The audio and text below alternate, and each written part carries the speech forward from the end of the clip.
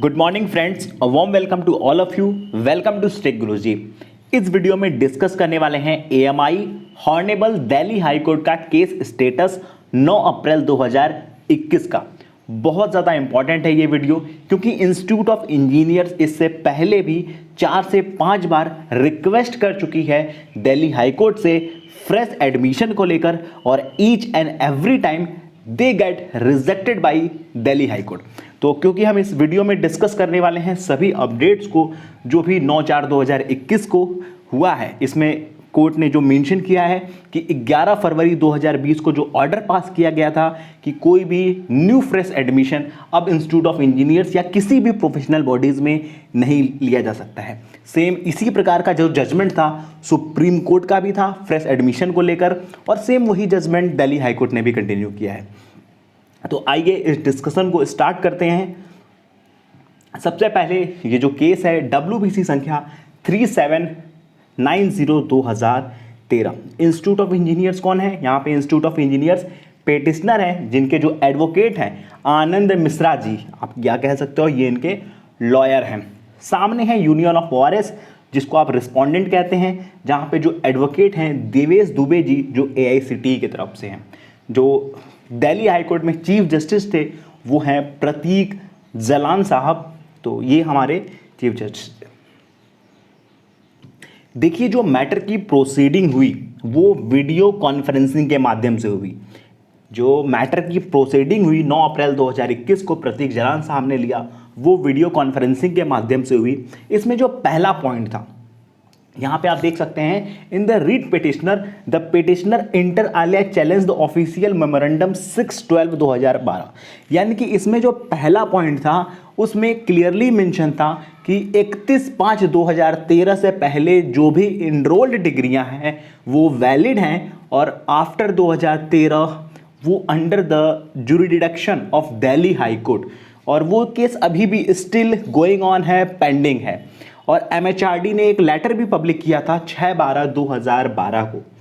MHRD ने official memorandum निकाल के एक लेटर भी जारी किया था 6/12/2012 को, जिसमें ये सभी चीज़ मेंशन थी कि भैया 31/5/2013 से पहले की जो डिग्रियां हैं वो वैलिड हैं, और उसके बाद की डिग्रियां वैलिड नहीं हैं। लेकिन अभी दिल्ली हाईकोर्ट में ये केस सब जस्टिस है।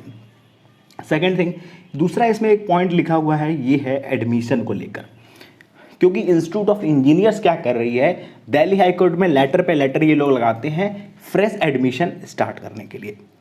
तो 11 फरवरी 2020 को एक ऑर्डर पास किया गया था, और वो ऑर्डर डायरेक्ट था, no fresh admission would be made by the petitioner until the further order of the court. जब तक कोर्ट का कोई फर्दर ऑर्डर नहीं आ जाता तब तक कोई भी फ्रेश एडमिशन नहीं दिया जाएगा पिटिशनर को। और पिटिशनर कौन है? पिटिशनर है आनंद मिश्रा जी, और आनंद मिश्रा किसके पिटिशनर हैं? इंस्टीट्यूट ऑफ इंजीनियर्स के एडवोकेट हैं। यानी कि आनंद मिश्रा जी रिप्रेजेंट कर रहे हैं इंस्टीट्यूट ऑफ इंजीनियर्स को। और सेम इसी प्रकार का कुछ जजमेंट था सुप्रीम कोर्ट का भी, वही यहाँ पे मेंशन है सुप्रीम कोर्ट का भी जजमेंट, जो institute of mechanical engineers versus state of Punjab ORS का था। उसके बाद लास्ट में प्रतीक जलान साहब ने यहाँ पे एक बात मेंशन की है कि इन सर्कमस्टेंसेस पे I do not consider it appropriate to permit the petitioner to admit student at this age. यानी कि इन सिनेरियोज में, इन कंडीशन में, इन पॉसिबिलिटीज़ में मैं बिल्कुल भी एडमिशन के लिए परमिट नहीं दे सकता इंस्टीट्यूट ऑफ इंजीनियर्स को। और यहाँ पे कंप्लीटली प्रतीक जलान साहब ने मना कर दिया एडमिशन को लेकर, और जो एप्लीकेशन था उसको क्या कर दिया? रिजेक्ट कर दिया। और ये एप्लीकेशन किस लिए था? एडमिशन को लेकर था। तो मैटर रिजेक्ट होने के बाद फिर जो WPC संख्या है 3790/2013 में जो मिश्रा जी थे, उन्होंने रिक्वेस्ट किया प्रेजेंट रिट पिटिशनर को हर्ड किया जाए, डिसीजन तब दिया जाए WPC 945/2013 मैटर को कनेक्ट करते हुए। तो जो अगली हेयरिंग होगी वो 5/8/2021 को होगी। ठीक है, यानी कि recognisation is still pending, so the application is consecutively rejected, और जो नेक्स्ट हियरिंग डेट है 5/8/2021 को है।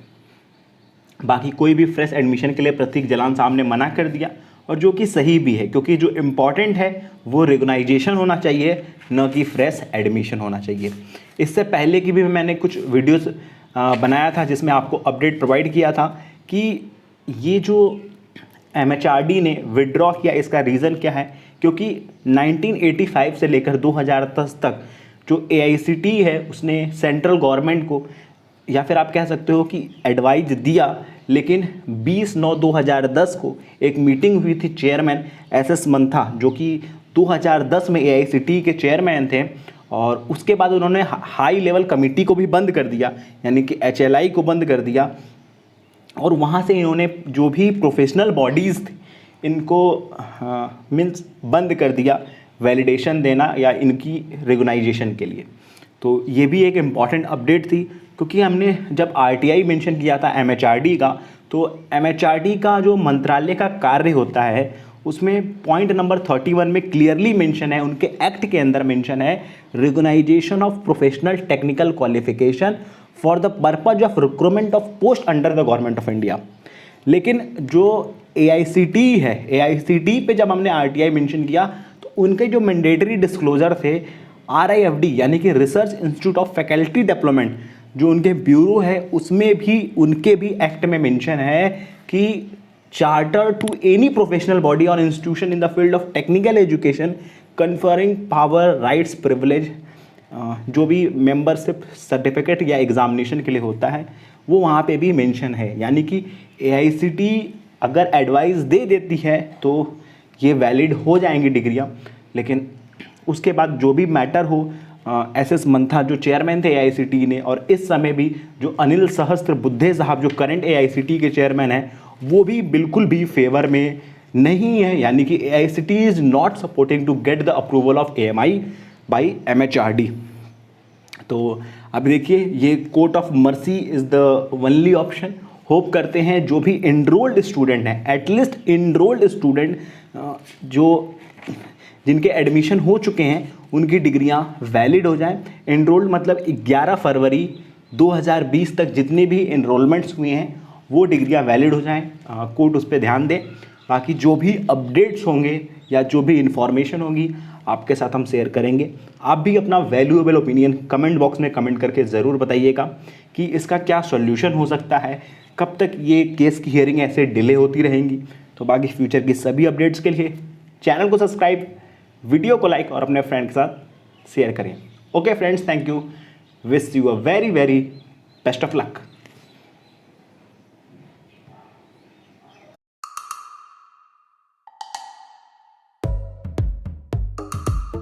ये है अनु मेनन।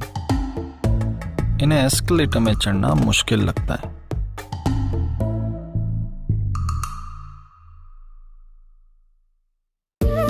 पर अब स्टॉक्स पे इन्वेस्टिंग इन स्टॉक्स इजी।